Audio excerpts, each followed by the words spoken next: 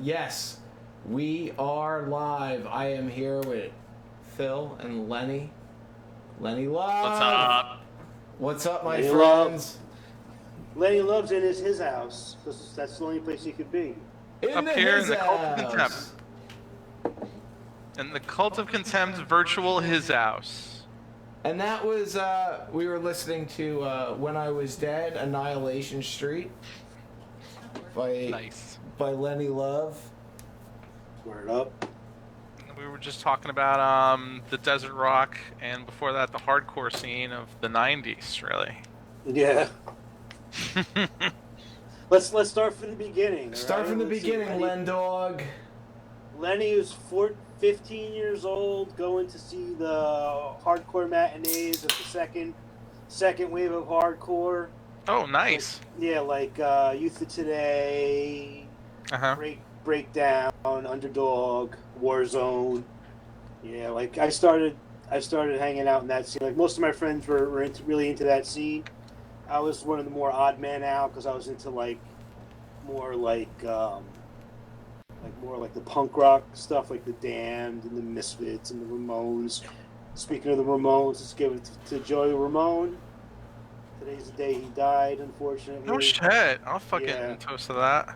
Cheers, Joey. Holy shit. And he is buried in New Jersey. Yep. Buried right about 2 miles from where I grew up. What's his real name? Does anybody remember? Jeffrey Hyman. Jeffrey Hyman. Yeah, that's right. You can go visit his grave. I know some people have. Yeah, I went. You know, it's funny. I went there with my mom because my dad's buried in a cemetery down the road, Okay. and we were coming back from like Christmas time, putting stuff on the. I'm not my dad, my grandparents. We were putting like grave covers on, and we're driving past. And so let me swing in. I want to see something. And my mom's like, well, what do you, where are you going? I'm like, oh, this is Joey Ramone's grave. And she's like, from that rock band, and like, yes, Mom, from that rock band. So I couldn't find it. For some reason, I felt like they moved it, or they hid, or maybe they were getting too many visitors or something. People complained, but Right. I mean, I don't know if anybody can help me out with that. It's still there. I know somebody that went there, like a couple weeks ago and posted a picture. Then I must have passed it. I couldn't find it. I went to Walt Whitman's grave, which is down in southern Jersey, and that's kind of like a little mausoleum, which is kind of cool. Who? Walt Whitman. Oh, Walt Whitman, yeah. Yeah, but I know that Jim Morrison's grave, like, he told people to desecrate it, and he's buried in France, and the French absolutely hate it. They just want him out. I know there were like lawsuits. Yeah, People I know. just fucking drink in there and leave trash and stuff.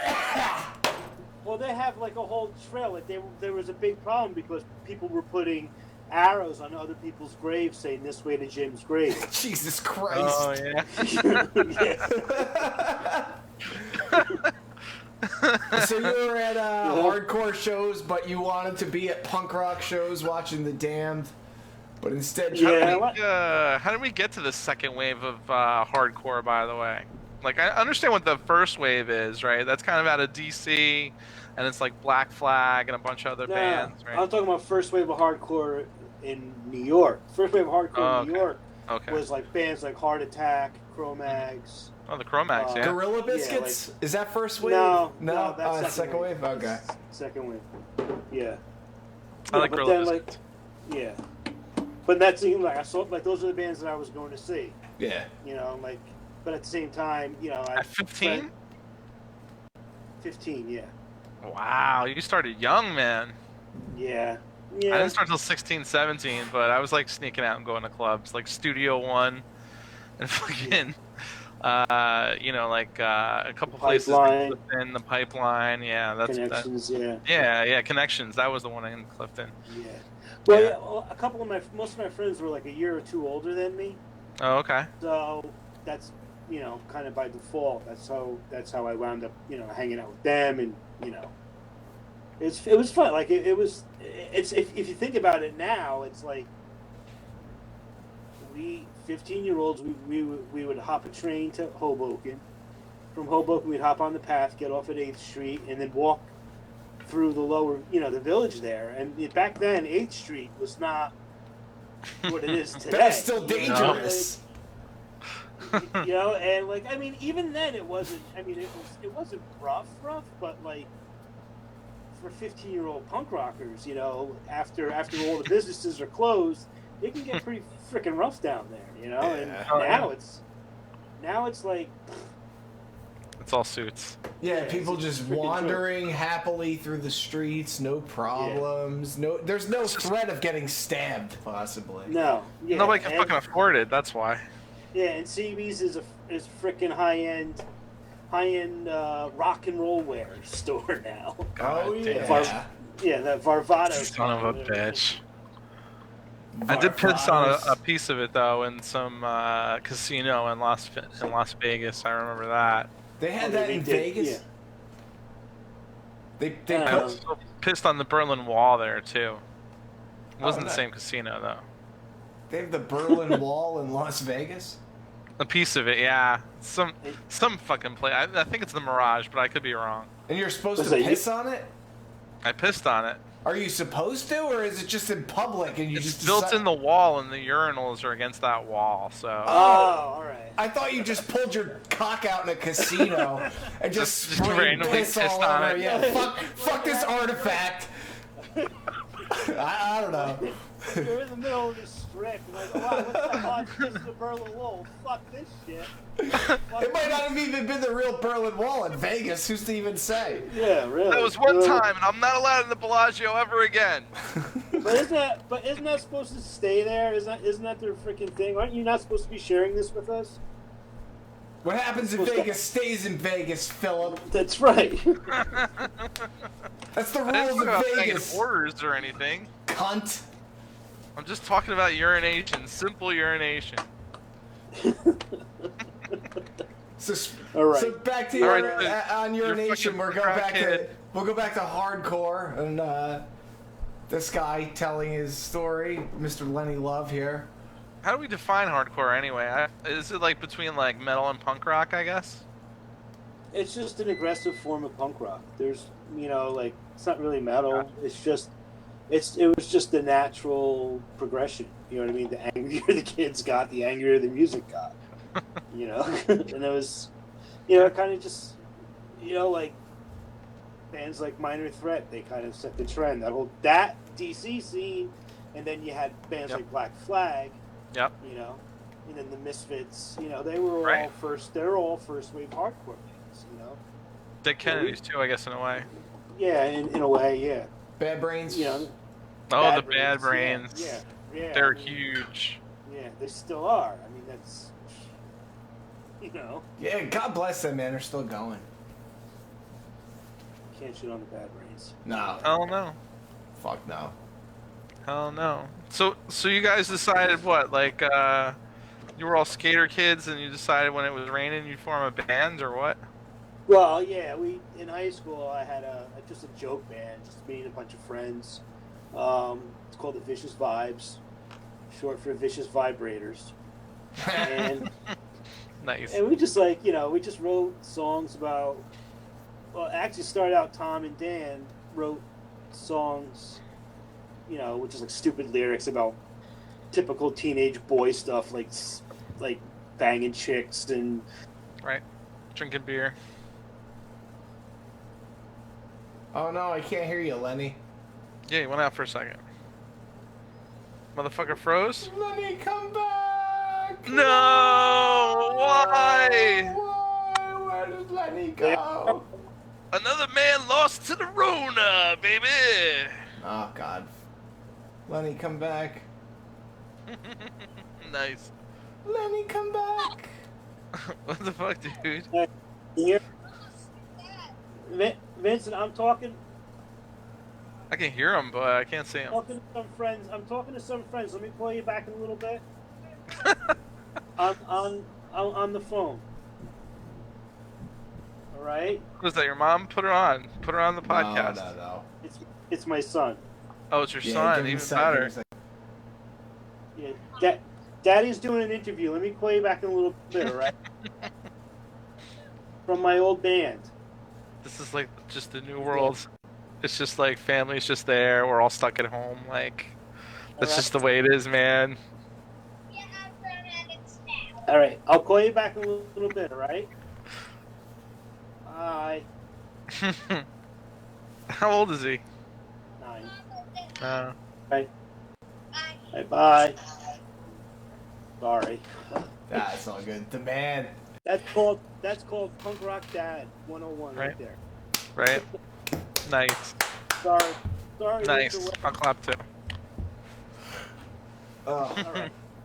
So we're back to the Vicious Vibes. Vicious Vibes.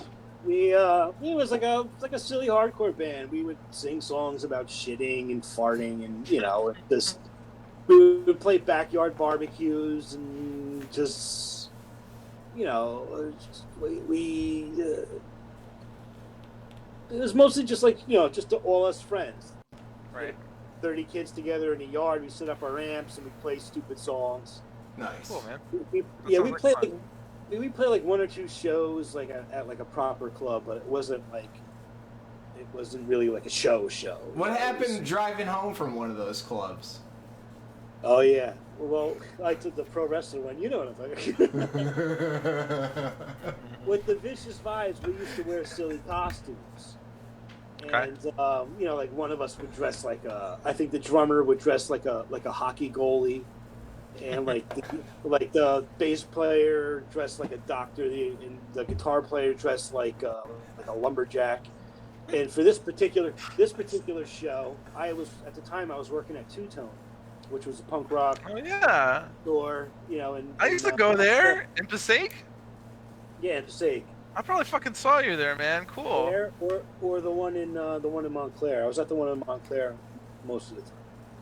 What happened? Was it just the husband and wife couldn't get along anymore, and they just fucking tore it apart, or what? They got divorced and they split the stores up, and then it just you couldn't compete with the internet. That You know, sucks. once people were able to start getting shit off the internet, and Hot Topic opened up, that was it. Fuck. Yeah. So, you know.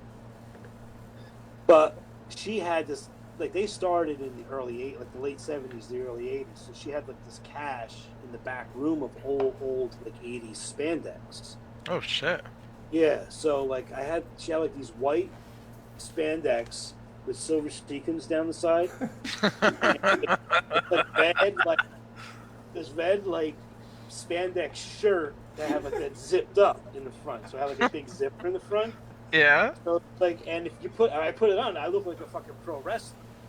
So, Nice. Nice. So, like, you know what I mean? So I was like, fuck it. You know, it's like I was going to dress like a pro wrestler. So, you know, being like the Misfits kid that I had these big black engineer's boots that came all the way up to my knees. Right. These big black leather boots, and, you know, and I look like a freaking pro wrestler. Awesome. But being that we were wearing spandex, and, you know, that leaves very little to interpretation, I decided to roll a T-shirt up and run it down the inside of my leg. Oh, okay. Nice. Nice. I had a Nice. little baby arm. It looked like I had a little baby arm in my hand. Hung like a fucking moose. Yeah, it was like a baby arm holding a grapefruit, you know what I mean? Nice. Nice.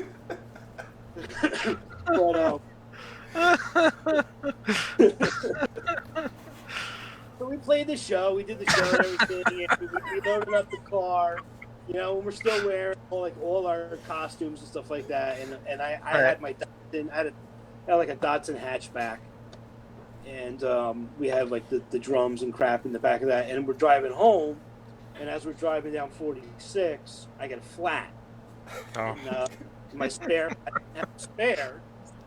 So I'm like, fuck. So there's a gas station like 500 feet up the road. So I take the tire off and we roll the tire into the gas station. And we're both still wearing costumes. And it's, I don't know, it's probably like April, or it's nowhere near Halloween. Right. It's not like it was like 2 weeks after Halloween. It's like, oh, they could have been at a Halloween party. Like had nowhere even close to Halloween.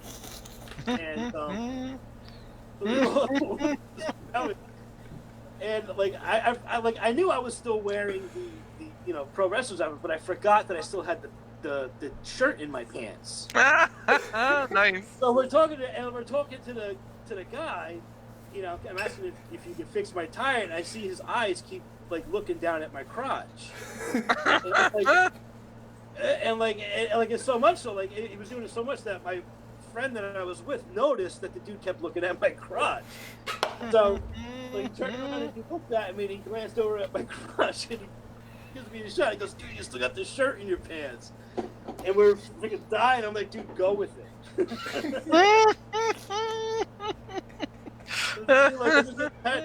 We just kind of walked it off like nothing ever happened. Nice. That's awesome. Got my tire fixed. Right. Right. That is a great story.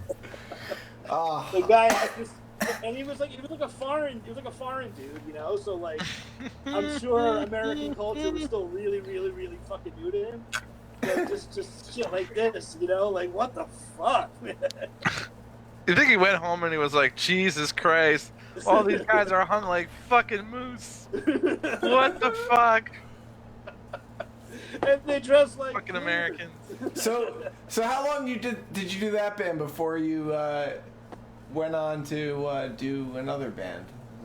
That band was always one of those bands where we just, if we weren't doing anything, we're just hanging out. We would just play songs. It was never like a band. Like we never had any intent on doing anything with it other than just playing stupid songs. All right. You know. So yeah, and that carried on for a couple of years after on and off we would get together. But my first hardcore, real true band that I was in was Positive Alternative. And do you know Jimmy from the Comrades? Yeah, I know Jimmy from the Comrades. Yeah, I was in a band with him. That was his band. Positive Alternative. It was a straight edge hardcore band. Huh. Nice. And yeah, that's where I cut my teeth playing punk rock. Was in that band. What did you play? Guitar? Play guitar. Yeah, I did one show with them at the Pipeline for I think it was for the American Heart Association or something like that, and it was actually, I think it was Empire Hideous's first show as well. Oh shit. Yeah, with the original lineup, like the Fly album cover. Yeah. If anybody's familiar with that lineup. Oh, cool. When they sounded a lot like more punk rock, like Damned and stuff like that. I thought that lineup was fucking awesome. It was like that was a really good lineup. Nice. Cool, man. Yeah, but I did that, and then the band fell apart after that, and I didn't really do much till like maybe a year or two, 2 or 3 years. 2 years later, I started hanging out with Dan Frankenstein from Electric Frankenstein, but this is obviously before Electric Frankenstein. Those guys rule.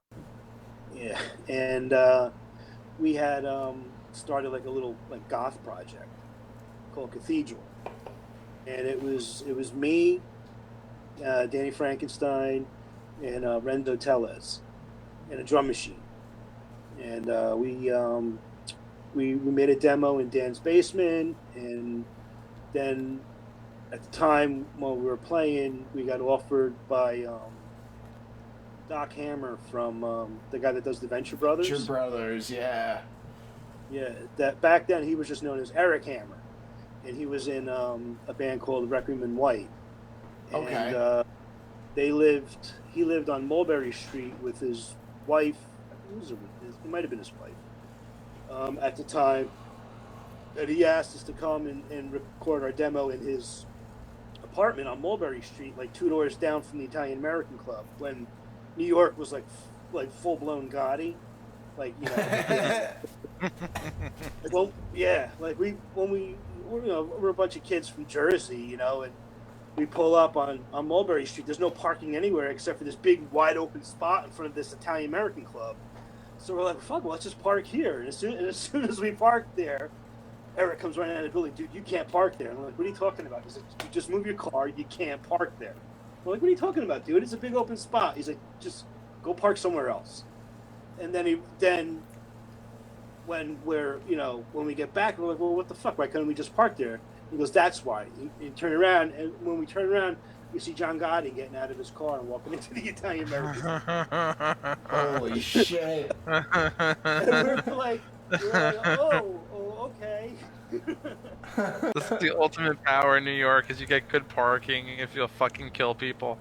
Yeah. So anyway, we went into his apartment and we recorded a bunch of songs. Cathedral with a K. Cathedral with a K. You have one of the songs, right? Yeah, it was on YouTube. You sent it to me, and I'll play it after the show too. It's gonna roll after we're done. All right. So we did that, and this was obviously before he became Doc Hammer of the Venture Brothers, and What do you play, by the way? I play guitar. Oh, okay, cool. I don't know if we Yeah. said that earlier or not. Yeah, I mean, some bands I played bass, other bands I played guitar. You played bass in what? Kung Fu Killers? Kung Fu Killers, yeah. Yeah. Yeah. Jeez, you've been in a lot of bands, man. A couple. So where do we They go? never really Where do we go after that last? Cathedral. After Cathedral, that was short lived. They Okay. did one. I played one show with them, and then I left the band. And they did. They played one show at the Limelight, or like a Susie and the Banshees like record release party or some crap like that. And then that was it. Okay. Oh, shit. Yeah, that kind of went nowhere because at the time, Dan, the bass player, he went on to play with the Shadow Project, which was Roz Williams from Christian Death's new band. Yeah. Oh, shit. Yeah, so Dan, before Dan was in Electric Frankenstein, he was with the Shadow Project for a little while. Okay. And then from that, him and his brother Sal formed Electric Frankenstein. Well, Okay. by that time, I was doing stuff with guys, just trying to do like that whole grunge thing was happening at that time. Like I was really into Mudhoney and Nirvana and Smashing Pumpkins and Sonic Youth and that whole early '90s indie scene. And I started a band with a couple guys. Quincy, who was in Quincy was in Broken Heroes. Who else was he in? Paul, do you know? Quincy was in Broken They were Heroes, Triple Deuce. Was Murphy's Law for a little Murphy's while. Law for a while. Oh, no yeah. shit. Yeah, he was. I fucking love them. Yeah, he's been in a couple bands. Yeah, me, Quincy, this guy Nigel who played drums, who kind of disappeared. I have no idea where he is. Oh, This dude Dan played second guitar, and our singer was Michael Emanuel before he became, Yeah, the new singer Became a much bigger the new singer star. for that band from Lodi. Those loud Italian guys that love the Giants. Right. Played the Garden. So yeah, that was called Mopes, and we played a bunch of shows. And Michael was the singer, and basically what happened was we were going to go in to record a demo with this dude at the same time was working with, those two guys when they're trying to reform for the first wave. And they saw Michael, he had a good voice, and they asked him to sing for them, and the rest is history. But by that time, I really wasn't in the band anymore. So why can't we sell these people's names? Is there like a legal? No, why are you gonna start? I don't know. But Did you sign some sort of paperwork? Is there a non-disclosure agreement? Like, what's going on here? I just don't want to whatever insinuate anything. And it's You didn't just, want to start a pot. Yeah. Are these people that sensitive that just even the mere mention would stir the pot? Possibly, I don't know. I don't want. Wow. I like to think they'll play Let's Make a Deal, but you never know. But just like what I know about this band, it's just like all money grubbing and people talking behind each other's back, and a lot of fucking bitchiness and bullshit. Like when it used to be about the music. What the fuck, man? We're all guys from Jersey that just like rock and roll. Like, can we fucking get over ourselves? It's all ego and bullshit, and it fucking pisses me off. It's a lot of small town New Jersey Ginzo fuckery. Ginzo fuckery. That's pretty much what it is. Ginzo fuckery. It's basically like the mafia stopped worrying about like crimes and started worrying about music. Like, yeah, there's these bands and these bands, and we don't fucking like each other. That's how it is now. But yeah, but that's and I'm Sicilian, so I can say that. So We're all Ginzos here. We're all wops, so it's all right. Hey, you don't say "wop," motherfucker. No. You got papers, Ginzo, bitch. either call me a Ginzo or a greaseball or get the fuck out. Ginzo or Greaseball. Okay, I gotcha. All right, Greaseball. Right. Well, that's much better. Where were we? So we got We were at the they who should not be Mopes. named. well, Mopes. The Mopes. You know, we played a bunch of shows. We recorded a bunch of songs. At the time, there was a band called Sunshine Blind, and they were like kind of like a goth. They kind of had like a real Wayne Hussey. What band was Wayne Hussey in? Lords of the New Church, or not Lords of the New Church? The Mission. The Mission. The Mission, yeah. The Mission. Yeah. They sounded a lot like the Mission in the Mission UK. Okay. And he had an 8-track reel-to-reel in his house, in his living room, and you know he recorded there. And I was friendly with him. I said, "Can you crank out a couple songs for us? You know, we'll give you a couple bucks or whatever." He's like, "Well, I never really did live drums, and because everything he did was all sequenced, and it was just like usually guitar direct to the board and sequenced drums and keyboards and stuff like that." Yeah. So he never really recorded a live band. I'm like, "Well, fuck it, whatever, you know. Yeah. Let's give it a shot." So we recorded a bunch of songs there, and they came out exactly as you would expect them to come out, like shit, because you know we had no budget, and he was doing us a big favor, but it was recorded as if we were like the Mission, and we were anything but the Mission. So it's like it's real tinny and thin and. But Yeah, it's a time capsule of you guys. That's cool as fuck, man. Yeah, I wish. I honestly, I have the reels. I want to actually. I want to try to get them imported digitally and try to clean them up. See if I can make them sound a little fuller or whatever. But Yeah. I mean, what's the point? Dude, why not? Come on. People will be interested in that. Yeah, Nostalgia. maybe. Yeah, but Do it. I gotta get them imported, and I gotta work on it. Because there are like 2 or 3 songs on there that I'd really like to hear again, that I Yeah. thought were really good songs. They just, we just couldn't get our shit together. We used to play the Studio One all the time. Like at the time, Pete Tersher, the guy that ran it, used to he would whenever there was an opening, he would call us and, "Hey, you guys want this spot?" And we must have played. It must have been at the point where we were playing Studio One like twice a month, or at least once a month. So, Nice. yeah, Studio One is what became Tequila Joe's, which is now a church or something like that. Well, I'm laying with the other way, so for a while. Yeah. So What was that? Sorry.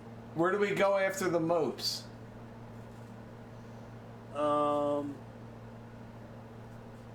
After the Mopes, there was a period of not much, really. Just kind of playing here and there, trying to get something together with a couple other guys. At one point, I did some surf rock stuff with a couple guys. We didn't even have a name. We were just kind of just playing. And the dude actually, Ron, his name was, and Ron?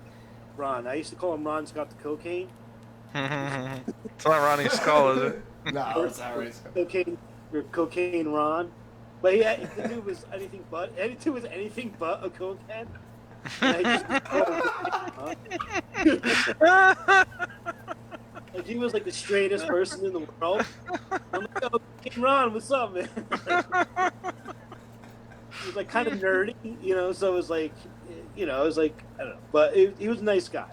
And his dad had an auto body place in Rockaway, and after hours they'd let us go in there and play, and it was cool because it was a big open garage, and we were doing like surf rock sounding stuff. Nice. So we had the reverb on the amps, and then the reverb of the room, and it just it was really, really freaking cool. I wish I was a better surf rock player, so it sounded good, but I mean it was a lot of fun, and it sounded really, really cool. I have some box radio stuff recorded from that. I have no idea where it went to, but it's around somewhere.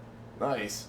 So where does Kung Fu Killers fit in between that and When I Was Dead? Well, When I Was Dead started first. Okay. Yeah, like Is that next, like, chronologically, or? for me, yeah. Okay. Yeah, you know what? During that period, I had falling out with Dan. I hadn't talked to Dan in almost 10 years, and you know, he went on and did Electric Frankenstein. Electric Frankenstein toured all over the world, and they did a lot of really cool shit. Oh yeah, they're fun. And at that time, I was just working. You know, I was with some girl and just doing whatever, living life. And I reconnected with Dan. I had met my future ex-wife, and we started. He's like, "Hey, let's do this. I got this project in mind. You want to do something with it?" I'm like, "Yeah, sure. What is it?" He goes, "I want to write a couple songs, but I want like a rotating like."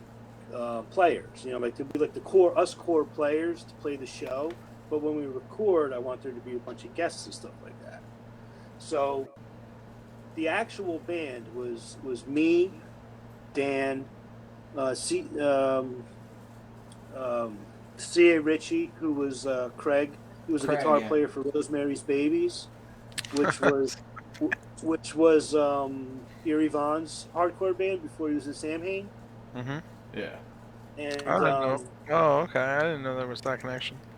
Yeah, Craig was his first band, and then Dan was Electric Frankenstein, and then our first drummer Sean was the old drummer for Broken Heroes, and then our second drummer Crazy Joe, he was in the name just escaped me. But they were like a local like hardcore band. They were pretty big. I forget the name of the band. Shit. But he wound up playing drums for us, and we recorded a bunch of songs. And with that, we left a couple tracks open because we had ideas for different people to do different things. Like the song "Annihilation Street," the vocals and the lyrics were all written by Tony Reflex from the Adolescents. That's him singing. Those are all his words. That was the song we played at the beginning of the show. The song you played at the beginning of the show. And, the lead guitar is Greg Hetson from Bad Religion, Circle Jerks, Red Cross. No shit. Yeah. Awesome.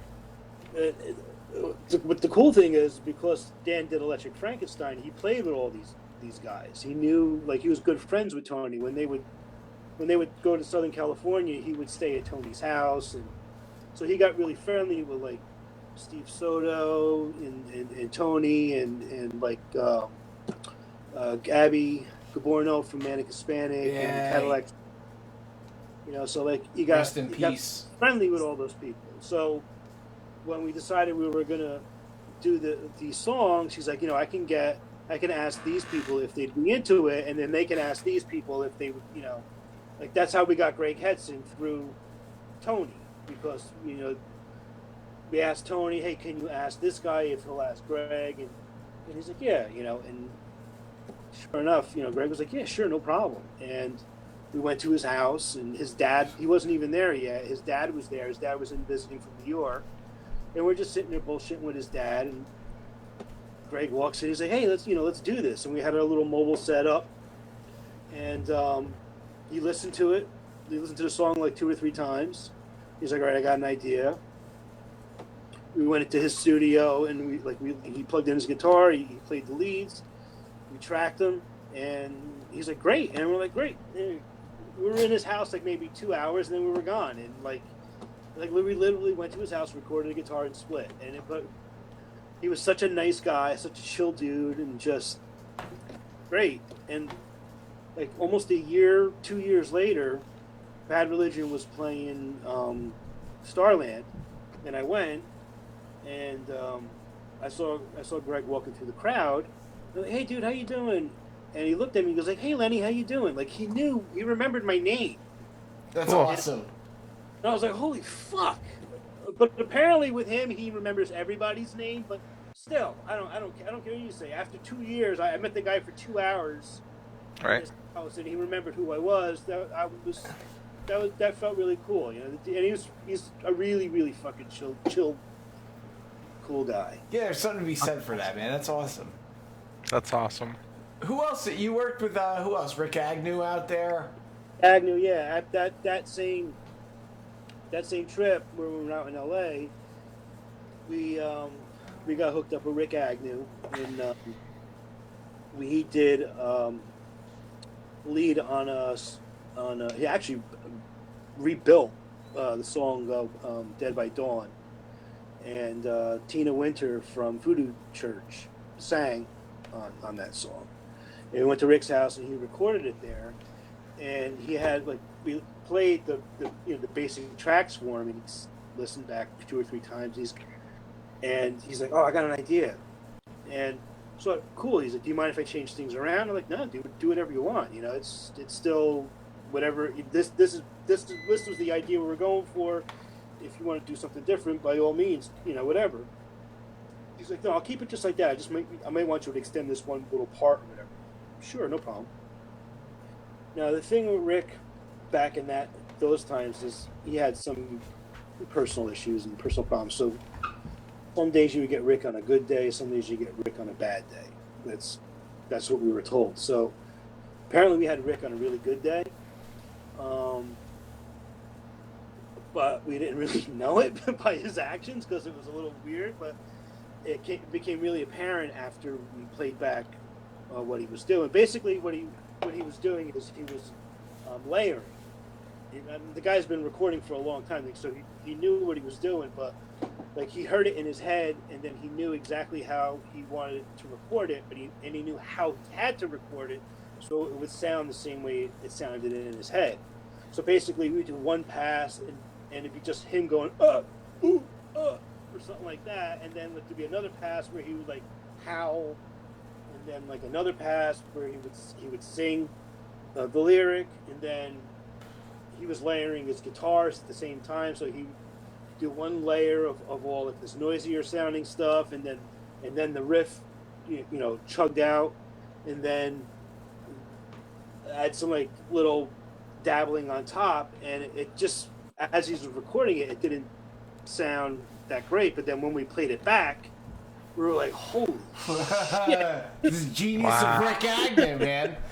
And it was just wow. And as he's recording it, he's like, "What do you think, Lenny? Do you like what I did?" I'm like, "Are you fucking kidding me, dude?" I'm like, right. What guitar he used?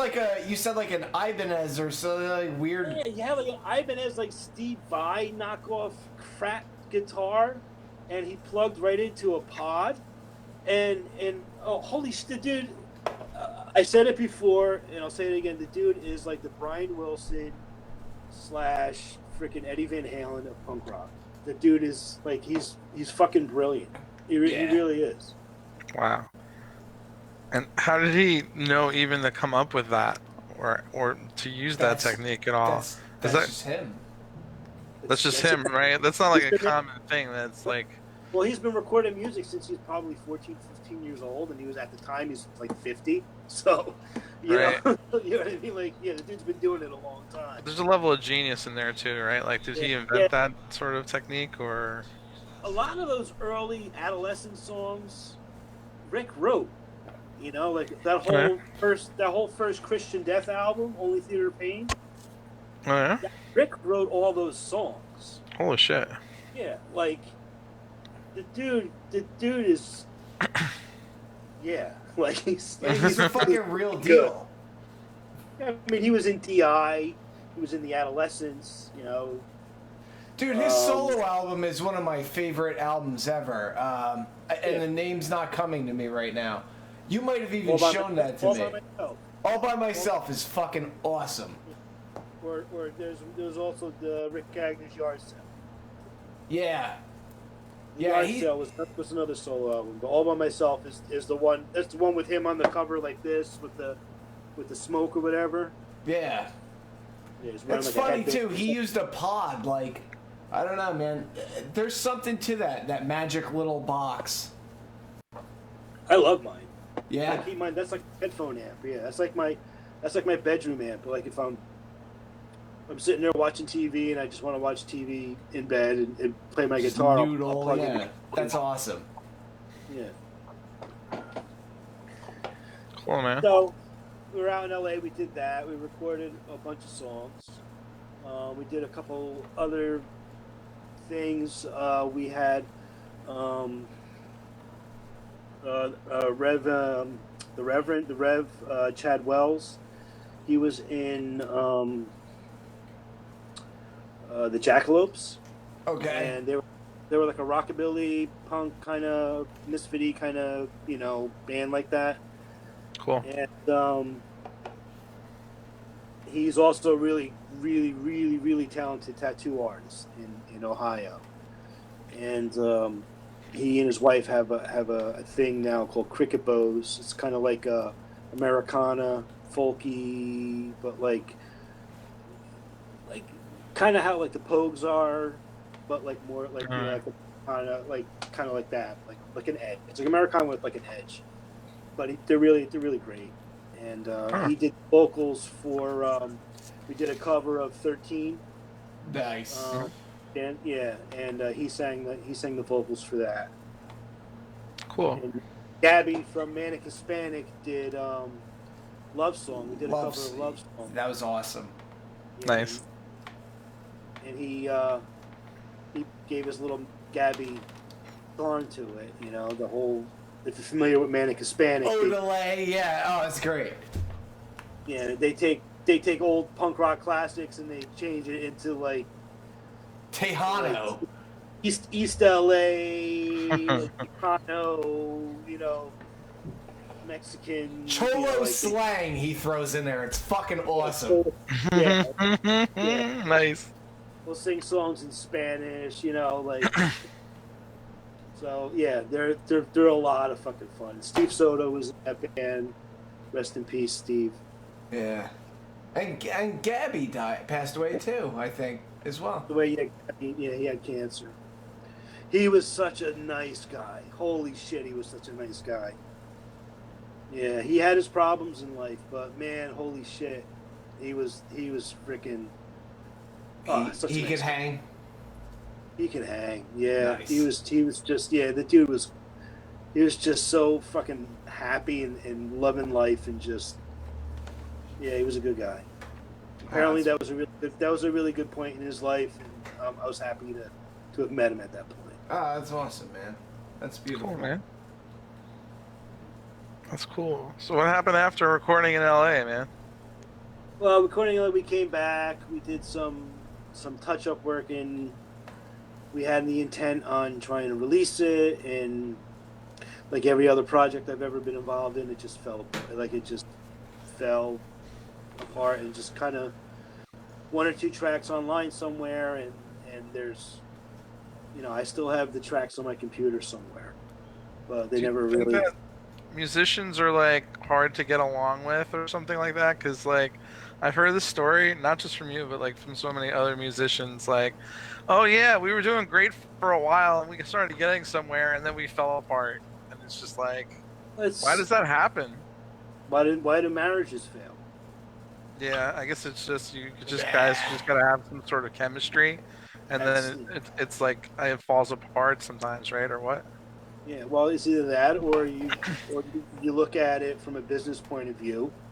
If this is what you want to do, and you want to sell, you have a product, and you want to sell a product, you got and. You know what I mean? Like the the Gene Simmons mentality. This is what we're going to produce. This is what we're going to sell. And you guys, are we business partners, or are you on this, or you're going to be selling? It's just, you can look at it that way, or you can look at it. That business thing kind of just fucking makes my cock limp. Like it just takes all the fucking fun out of it, Yeah, but you gotta make money. That's true. I don't know, like. I was always told, like, get your shit right and, like, the money will come. Like, you know what I mean? No, man. You gotta fucking hustle, man. Well, it's different too. Like, I never made it, but I know I've witnessed mid-level to upper-level bands like their internal struggles and shit like that, and it's not rock and roll isn't. You know what I mean? You're not a rock star unless you're Mick Jagger. That's a rock star. You know, these guys are fucking working. You know what I mean? Like, it's not, right.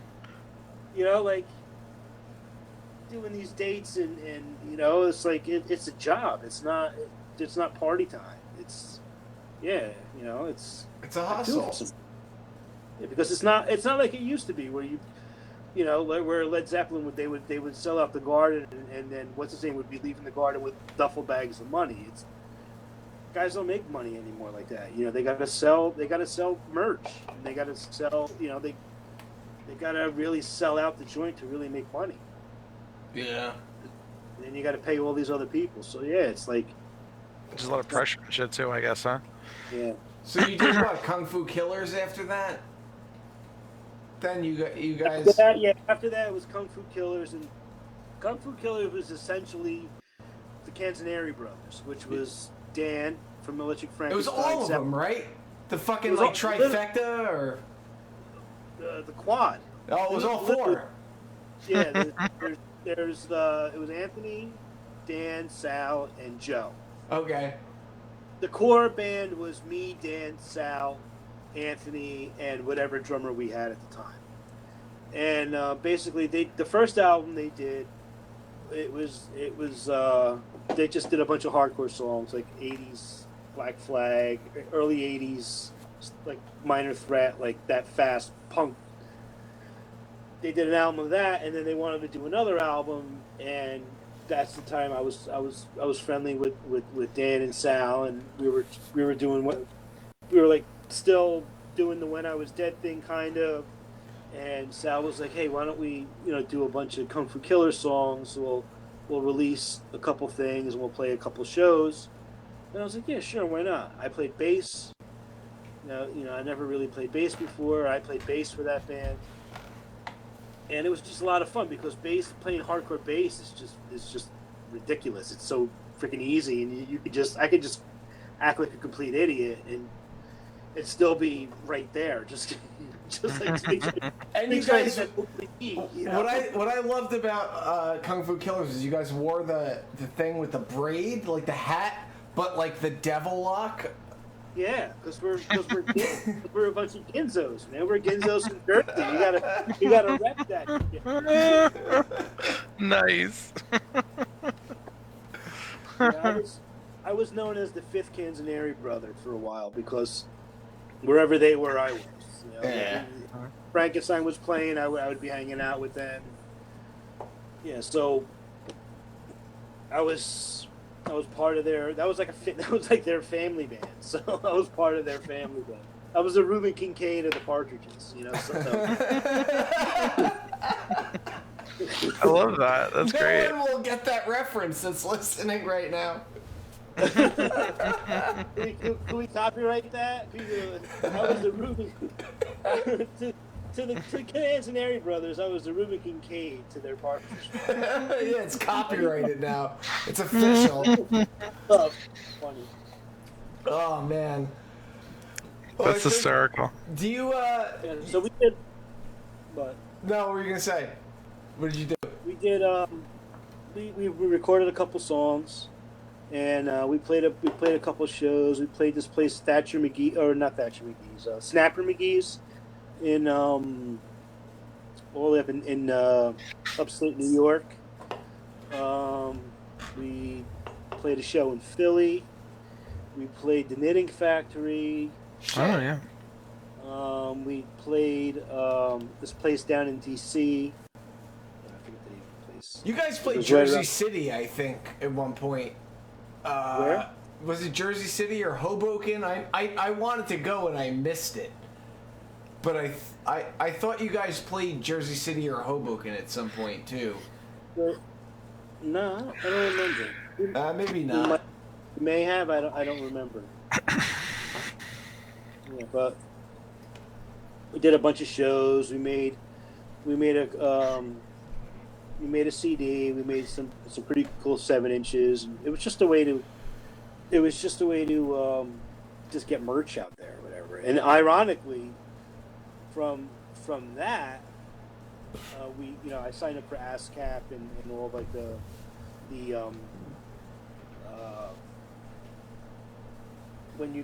royalties and stuff like that. BMI, ASCAP, like, yeah. So I had because of that we had everything copywritten and like that. And I was part of the I had part of the writer credit. So apparently some of the Kung Fu Killer stuff was really popular, like in Spain. And I ended up getting a check in the mail from ASCAP for like a couple $100. I was just like, fuck. You know what I mean? Like, nice. It was at that moment I became a professional musician. Oh, that's awesome. That's good shit, man. I have those 7-inches. I think you gave them to me. I appreciate that. Well, we couldn't sell them, so.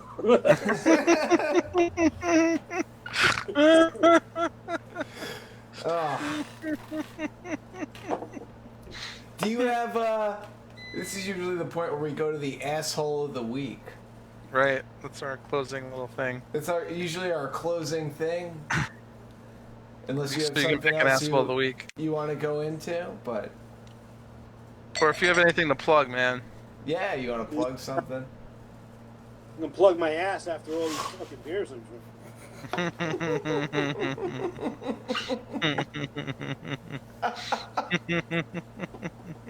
Hey, I'm a single punk rock dad. If there's any cute punk rock ladies out there, give me send them a message at the Cult of Contempt that you're interested. Yeah, this isn't fucking Tinder, man. No, you know what? This could be Tinder, Phil. Not for you. Yeah. Just for Lenny. Just for Lenny. For middle-aged punk rockers. You should put out an app.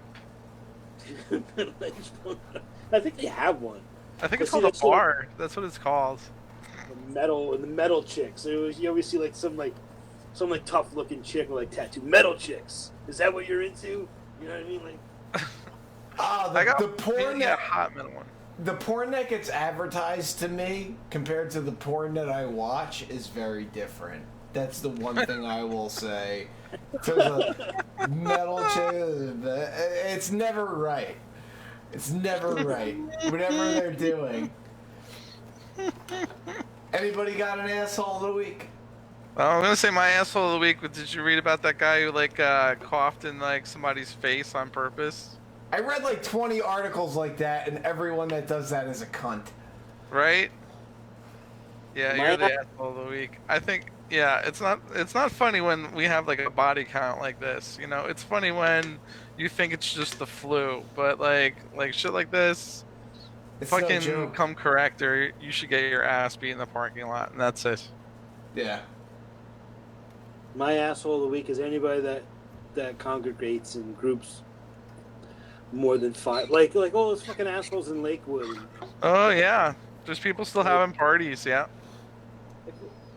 What the fuck, man? What are you doing? And if you look at the coronavirus rate in that area is quadruple of every other area. Yeah. Right. Cut the shit. Evolution has a way of weeding out the weak ones. So. This is the Darwinism disease, man. I've realized that, looking around at people I know and people going out, and I guess the thing I could say that's good about the people that I know who are going out is they go in their car and they just drive around because they're bored. They don't really get out and do anything. But I don't know. Just with people, that's all. They're just. No, they don't even I don't even know what the fuck they're doing. They just drive around. I went to go see a river. But I don't know, my asshole of the week is I haven't even seen anybody. I'm so bummed. Today's the first day that somebody I know hasn't died, so it's good. I don't know, I'll just leave it at that. Oof, I don't really man. have an asshole of the week, but I'm just bummed for Juan and for Pete And for all the people I know who like fucking died, like that shit just bums me out. Like I really don't even have an asshole. I'm the asshole of the week for fucking still doing my job, I think. I should just collect free government money and, I don't know, buy a shitload of drugs. I have no idea. It's a weird time for me. It's a weird time for everyone. Everybody, you know, but I don't know. I'm glad you guys, thank you guys for taking the time to come on today and bullshit. Lenny, Thanks I love you. Fuck yeah. Lenny, Fuck I yeah, wish Lenny. you were, Thanks for I coming wish on. both of you guys were sitting here in my apartment right now and we could just Fuck drink yeah. beers and chill out, you know. Well, that's it, We man. will. We're doing the correct social distancing method of We will. party. Lenny, you look horny. You should do something about that. Well, what?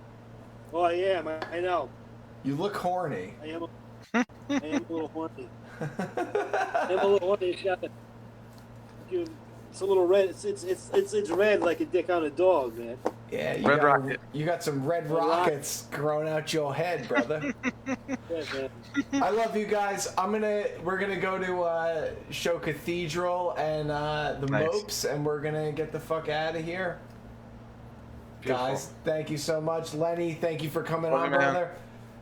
Lenny, Phil- thanks for coming on the show, Phil, man. always a pleasure. Can't wait Yeah, man. to see you in real life. You too, Be brother. good, guys. Peace. All right. Be well. Take care. Good night, Peace out. guys. Take care.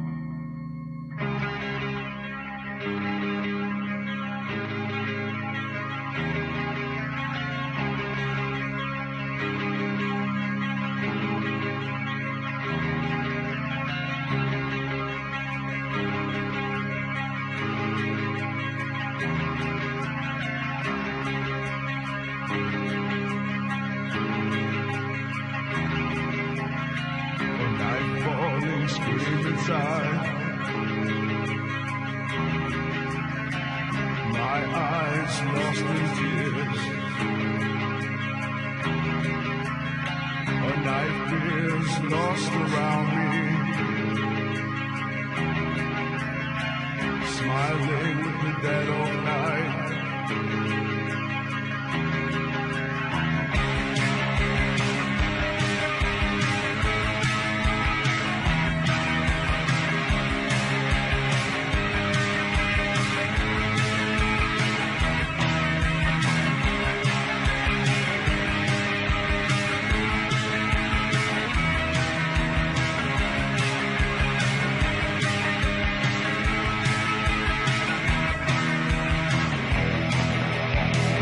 Night scream around.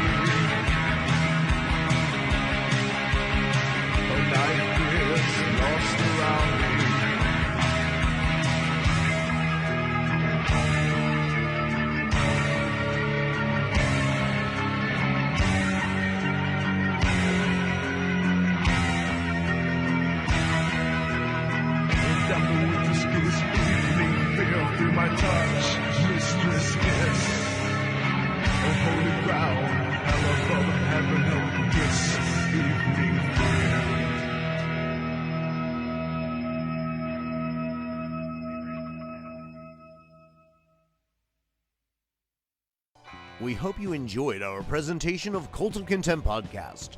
If you have any questions or comments, or want to hear your band on the show, just write us at cultofcontemptpodcast@gmail.com. If you'd like to see back episodes of the show, youtube.com/Plan10 Studios, cultofcontempt.org, or right here on Facebook, Cult of Contempt Network. Even check us out on Instagram at Cult of Contempt Podcast. You want to reach Paul? It's at Paul Mauld on Twitter and Instagram, and Paul of the Living Dead on Facebook.com. Phil Perry, the writer, on Instagram